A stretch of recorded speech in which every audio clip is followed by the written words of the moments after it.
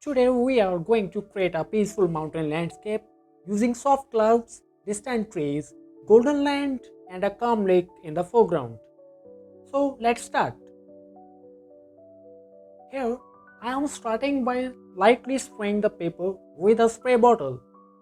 Basically I want the surface to stay lightly damp so the first layers of color can spread softly.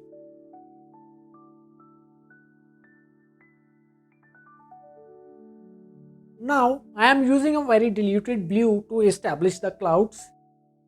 I am keeping this first layer extremely light and I am leaving some of the paper untouched. So those areas become the lighter parts of the clouds.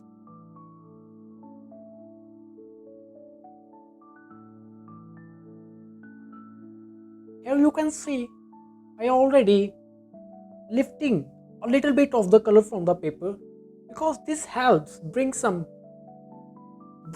back some of that white and gives the clouds a softer, more natural shape.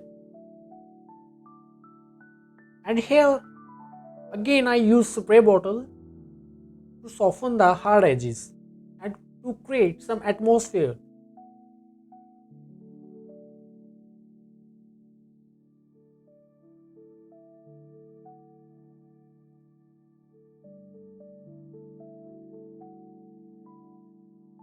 Now next I am using the same blue, just a little more concentrated, basically to start developing the base of the mountains.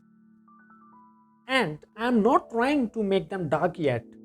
Basically at this stage I want them to stay soft and distant.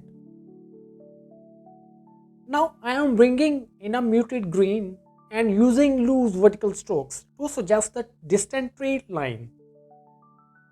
And these simple vertical shapes are enough to establish the trees without adding too much detail.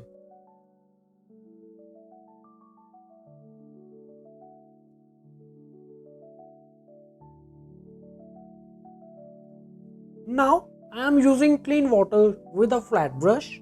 As the brush touches the painted areas, you can see the colors gently spreading into the water and creating a soft, natural reflection.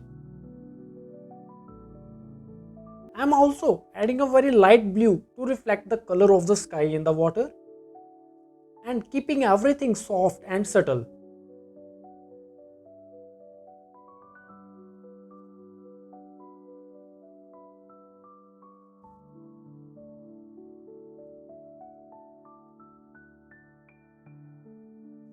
And here I am bringing in some golden yellow to suggest the land along the edge of the lake and connect it with the rest of the landscape.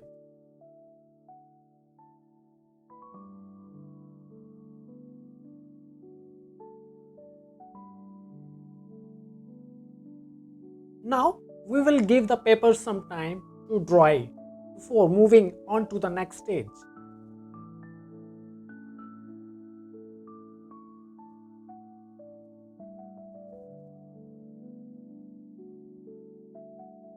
Now here, once the surface is ready, I am using the same brush to add some loose vertical strokes along the left side of the land.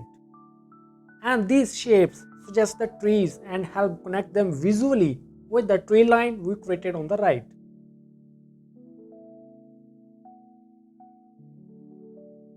And also I am adding a few smaller vertical shapes as well and keeping the heights varied so the trees feel more natural.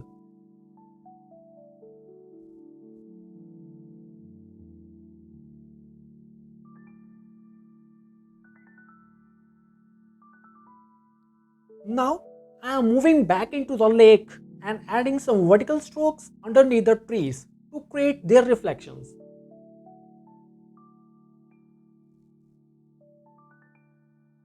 Here I also add a few horizontal lines across them to break up those vertical strokes. This is important because we don't want the reflection to look like a perfect mirror image, and breaking the strokes apart makes the water feel softer and more natural. And I am doing the same thing on the left side, creating loose reflections of the trees and adding a few horizontal strokes to break up the vertical shapes. And these small variations are what help create a more realistic reflection in the water. Now let's move back to the mountains. Here I am using a very diluted blue with just a touch of crimson and starting with the lighter areas first. At this stage, I want to give the mountains a little more definition without making them too dark.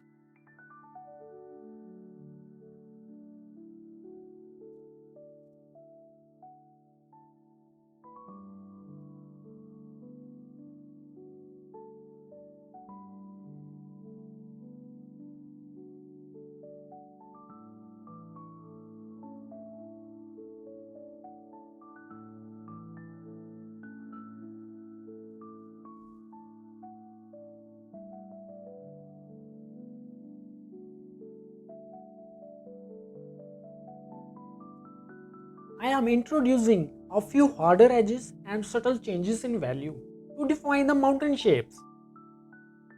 And also, I am leaving some areas of the paper white. Why? To suggest snow and the ice effect. Basically, these may seem like small changes, but they make a big difference. By gradually building these values, we can create more depth while still keeping the mountains feeling distant.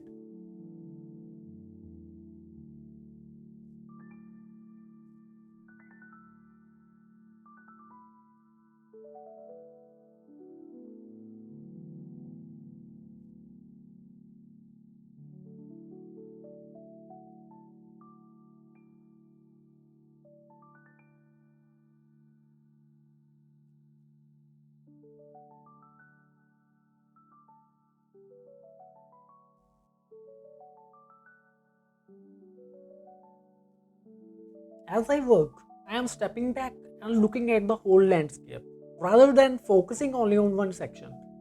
And this helps me judge where the painting needs a little more contrast. Here, I can see that the upper edge of the mountains needs a slightly darker value. So I am deepening that area just a little.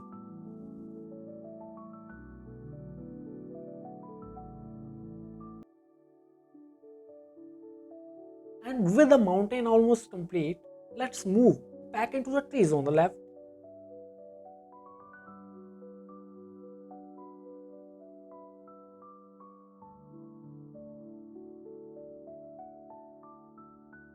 And these trees are going to be more detailed and more defined than the trees on the right. Because this difference in detail and contrast is what helps create depth in the painting.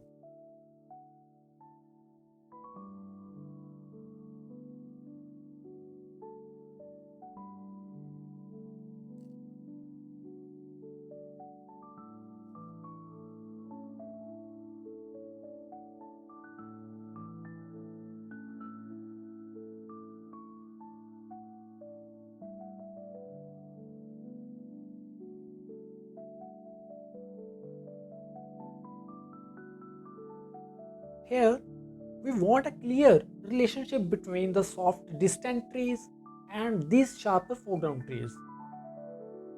Value and edge contrast are especially important here.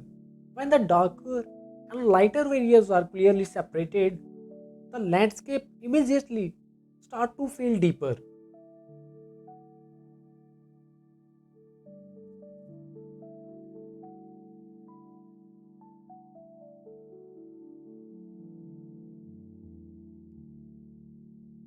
I am adding some darker values now, and with the brush I am creating loose branches for these pine trees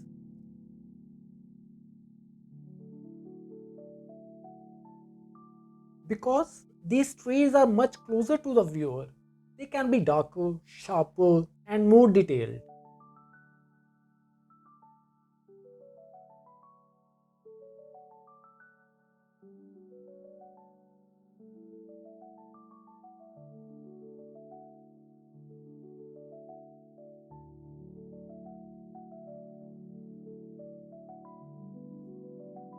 Here you can see my brush is dancing on the paper.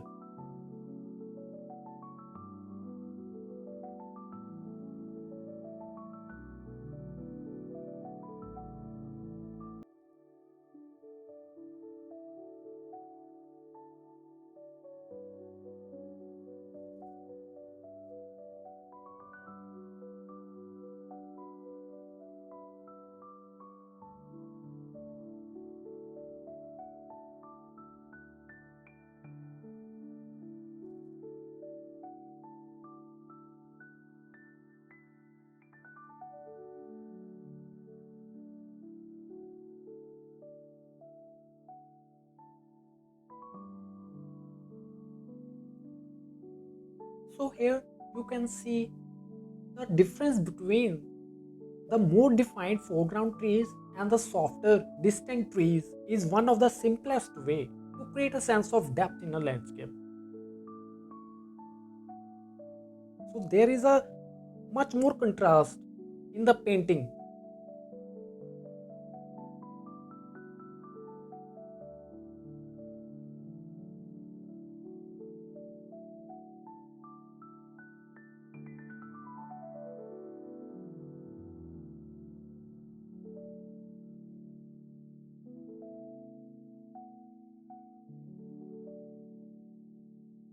Now I am connecting these trees back into the land using a muted yellow, and this helps to tie the trees into the ground and creates a smoother transition between the darker values and the lighter values that are below the land.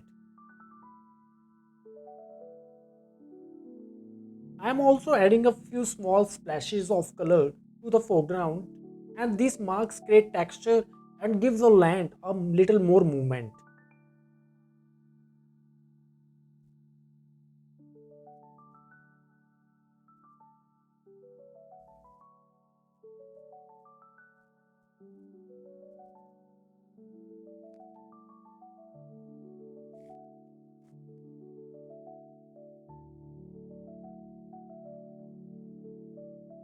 And these little details add more interest to the land part.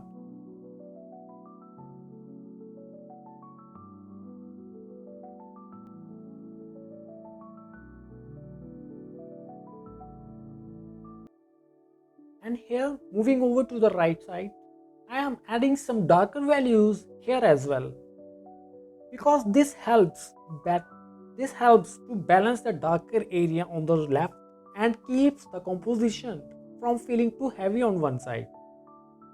Now I am coming back to the lake and adding the reflections of the trees.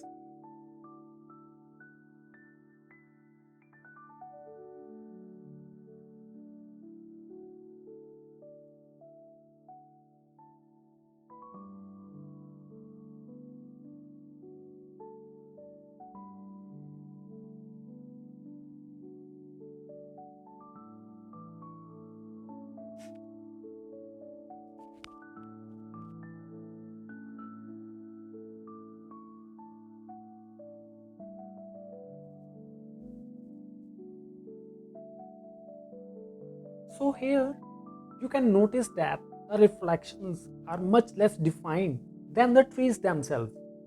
I'm using very loose broken strokes so the reflection feels like it's actually sitting on the surface of the water.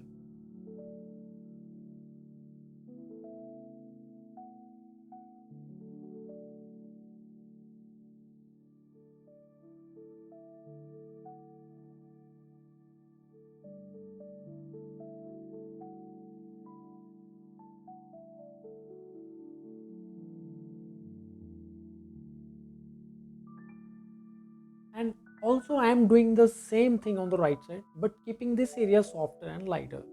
And this difference between the two sides is intentional. One side has more definition while the other remains soft and more distant. That contrast helps to create depth throughout the painting. Now I am adding some final touches to the foreground, and these small strokes and variations give the land more definition and create a little extra movement.